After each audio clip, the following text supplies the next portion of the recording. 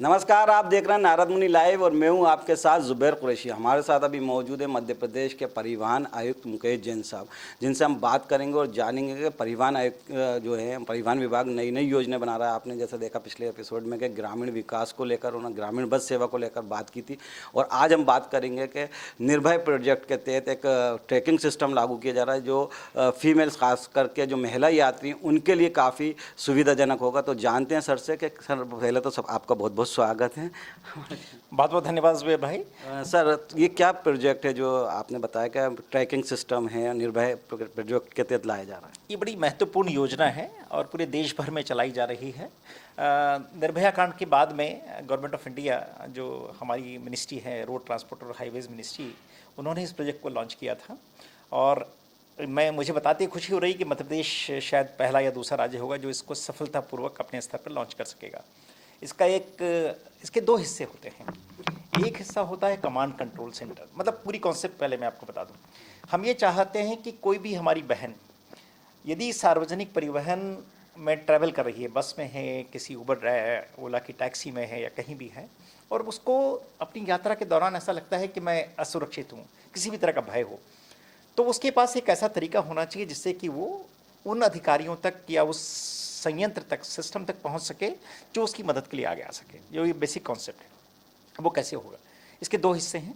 पहला है command control centre.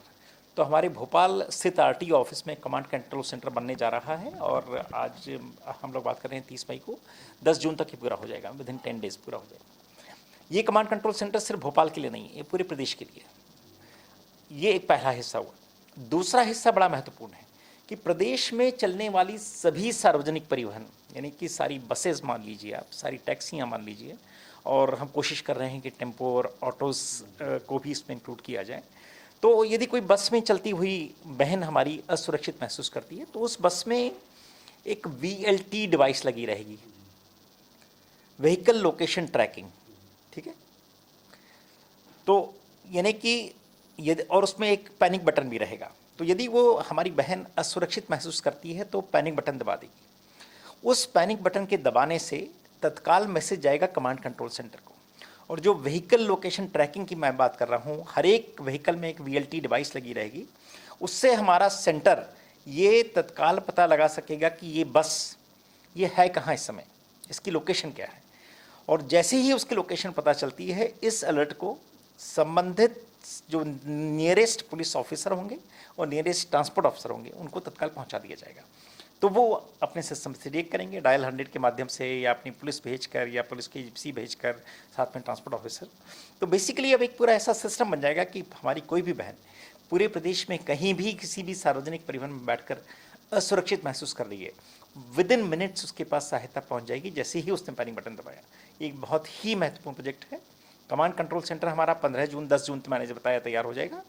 Vehicle location tracking का जो नोटिफिकेशन है वो शीघ्र जारी होने वाला है और हम उसके बाद सारे बस चालकों से और बस ऑपरेटर्स से निवेदन करेंगे कि आप 1 जुलाई से हम उसको प्रारंभ कर रहे हैं कि अपनी बसेज में जल्दी से जल्दी जो निर्धारित बनाने वाले हैं उनसे के माध्यम से VLT डिवाइसेस लगवाएं ताकि इस प्रोजेक्ट को हम जल्दी से जल्दी। सर, महिलाओं की सुरक्षा के लिए जिस तरह से परिवहन विभाग ने योजना बनाई है वो काफ़ी अच्छी है, अनूठी भी। सर, किस तरह से ये दिमाग में आया कि महिलाओं की सुरक्षा के लिए इस तरह की योजना बननी चाहिए और ये ट्रैकिंग सिस्टम लगाना चाहिए, पैनिक बटन लगाना चाहिए, ये कैसा है? देखिए, श्रेय तो निश्चित ही केंद्र सरकार को जाता है जिन्होंने इस पूरे देश के लिए योजना बनाई। और निर्भया कांड के बाद, क्योंकि निर्भया कांड में आपको पता होगा वही हुआ था कि उस बस में उस महिला के असुरक्षित होने के बाद भी कोई सिस्टम उसकी मदद के लिए नहीं पहुंच पाया। तो हमारा प्रयास है पूरा कि कोई भी हमारी बहन जरा भी असुरक्षित महसूस करे तो वो सिस्टम से अपनी सपोर्ट, अपनी मदद कितनी जल्दी से जल्दी ले सके।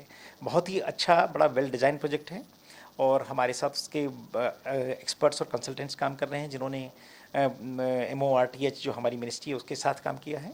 बहुत ही शीघ्र आप देखेंगे कि एक पूरा बदलाव जो आएगा वो बहुत ही अच्छे बदलाव के रूप में आएगा और हमारी सारी बहनें जो बसेस में और टैक्सियों में करती हैं, ट्रैवल करती हैं, वो बहुत ज़्यादा मानसिक रूप से और मनोवैज्ञानिक रूप से सुरक्षित महसूस करेंगी।